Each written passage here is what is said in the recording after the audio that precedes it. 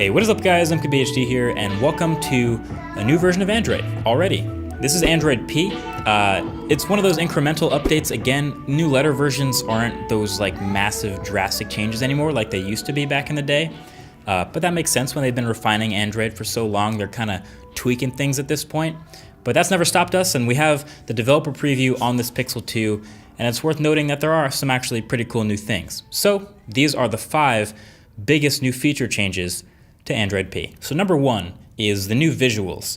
And there's just a couple smaller things. It's just a general look and feel of a few tweaks. You might not even notice them if I didn't point them out, but first of all, the clock is over to the left corner now. It used to be on the right.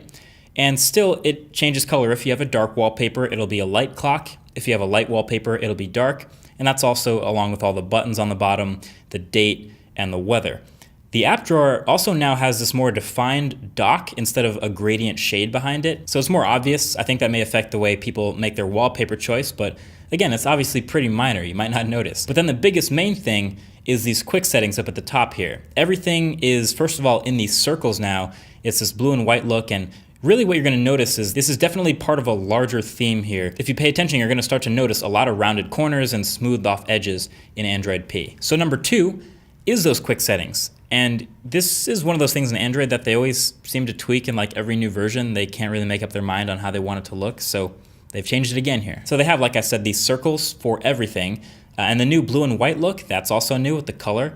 And then now, if you have enough quick settings, it's this vertically scrolling list now instead of a left to right paginated UI. And it has, you know, this big obvious bar at the bottom, so it's generally a little bit cleaner and more obvious where things are at. You know what I don't like though, is you can't long press to expand these toggles anymore. And I get that quick settings are supposed to be quick, it's just a one press toggle, but that was really useful. If you had a bunch of Wi-Fi networks and you long pressed, you could get in and explore them, or a bunch of Bluetooth devices. That's gone for some reason here. I don't like that. So if you long press any of the settings in Android P here, it just does what it did in older versions of Android, which is just take you back into the menu.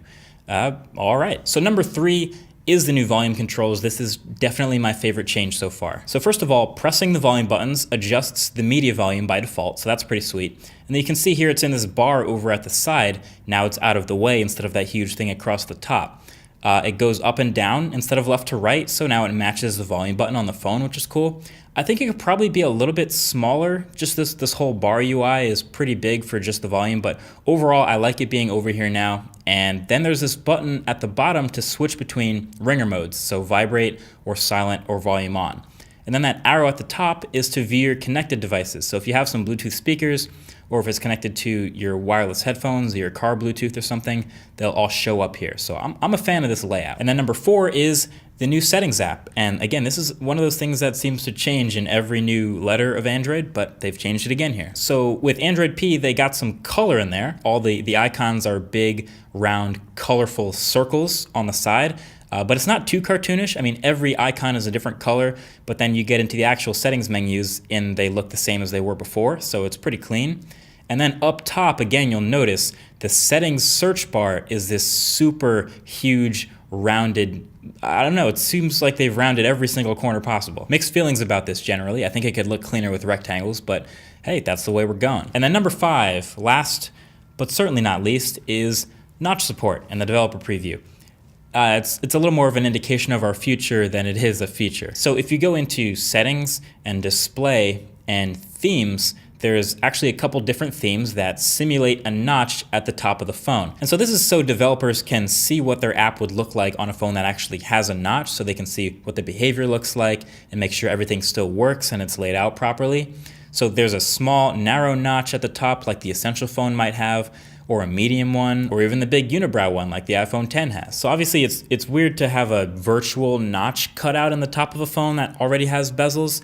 But again, this is a developer preview, and this is a tool for developers to make their apps to support the phones that we know are coming that have notches in them. Remember, there's already some Android phones coming out, including the ones that already exist, with a notch in the top. Does this embracing the notch mean Pixel 2 will have a notch? No. But it also doesn't mean Pixel won't have a notch. I don't know, that's just kind of where we're at right now. Welcome to 2018. But yeah, that's the main gist of it. Those are the top 5. I told you it was a small update, but in case you're curious, here are a couple of other interesting things worth noting that are also pretty useful. So when you have rotation lock on in Android P, and you rotate the display anyway, it'll give you a little button in the corner just in case you want to manually rotate what you're doing this one time.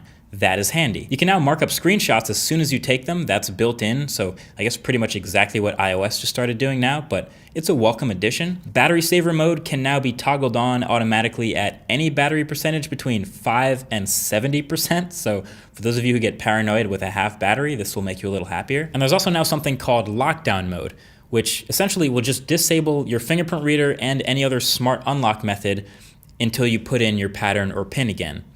Seems pretty pointless, but if someone could, in theory, walk up behind you and put your finger on the fingerprint and run away, they could get away with your info unless you have lockdown mode on. So again, for those of you who are paranoid. Oh, and text selection now has a sweet zoom lens, which lets you more precisely select text. That is awesome. And also an important behind the scenes change is that background apps cannot use the microphone or camera anymore, or any of the sensors for that matter, in Android P. We'd always wanted that to be a thing that we could individually control, but now that's an OS-wide thing. Again, if we're paranoid, we shouldn't be with Android P. Android paranoid, is that the new? Probably not. But that's basically it. Those are your main changes with Android P. Mostly those little visual tweaks. I think I like the changes for the most part, except for I think those circles are going to take me some time to get used to. As far as the naming goes, we don't know what the P stands for yet. My money is on look at this Easter egg. How could it not be peppermint with all those swirls in the Easter egg? It's got to be. Anyway, I'm going to link an Android Police post below. They do a great job of tearing through new versions of Android when they come out and digging through the code and finding literally every single new feature, whether it's been enabled or not. So if you're interested in the little stuff, I'll link that below the like button. But that's pretty much it. Let me know what you guys think of the big stuff, the new stuff. Thanks for watching.